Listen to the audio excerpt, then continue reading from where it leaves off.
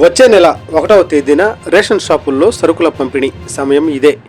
65 సంవత్సరాలు దాటిన వారికి ఇంటి వద్దకే రేషన్.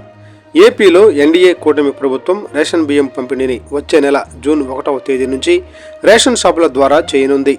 ఈ రేషన్ సరుకులు పంపిణీకి సర్వం సిద్ధం అని పౌర సరఫరాల శాఖ మంత్రి నాదెండ్ల మనోహర్ చెప్పారు. గతంలో ఎండియు వాహనం ఎప్పుడు వస్తుందో వెళుతుందో తెలియని దుస్థితి ఉందని తెలిపారు.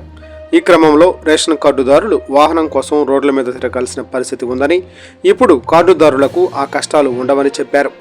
నెలలో 1వ తేదీ నుంచి 15వ తేదీ వరకు ఉదయం 8 నుంచి మధ్యాహ్నం 12 వరకు, సాయంత్రం 4 నుంచి 8 గంటల వరకు రేషన్ దుకాణంలో సరుకులు తీసుకోవచ్చునని మంత్రి స్పష్టం చేశారు. 65 సంవత్సరాలు దాటిన ఒంటరి వృద్ధులు, వికలాంగులు, భార్యాభర్తలు, ఇద్దరు వృద్ధులైన వారి జాబితాలు రేషన్ షాపుల వారీగా సిద్ధం చేశామని, వారికి 1 నుంచి 5వ తేదీలోగా డీలర్ ఇంటికి వెళ్లి రేషన్ సరుకులు ఇస్తారని చెప్పారు. ఇల్లు మారి వేరే ప్రాంతాలకు వెళ్లిన వారికి కూడా పోర్టబిలిటీ విధానం ద్వారా సమీప రేషన్ దుకాణంలో రేషన్ పొందవచ్చని తెలిపారు. రేషన్ దుకాణాల్లో అవినీతి జరగకుండా ప్రభుత్వం సరికొత్త యాప్ రూపొందించినట్లు వెల్లడించారు. ఈ యాప్లో డీలర్ వివరాలు ఫోటోలతో సహా వస్తాయన్నారు.